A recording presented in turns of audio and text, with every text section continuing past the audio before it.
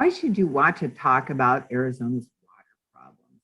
You've read the headlines about the drought and may have even heard that these impending water shortages are anticipated and manageable. That may be true in the short term for the big metro areas, but it is not true for the rest of the state. My talk looks beyond the Phoenix and Tucson areas, and if that's where you live, we need your help. The laws governing water in this state do not protect us.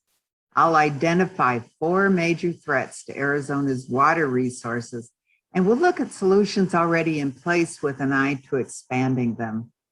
I'll also show you why we need to replace a couple of Arizona legislators who are actually standing in the way from us passing reasonable laws.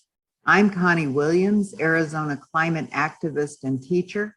Please join us on Zoom from 3 to 4 p.m. this coming Sunday, June 20th, at the next meeting of the Arizona Democrats Environmental Council to learn about the threats to our precious water supply. Hope to see you there.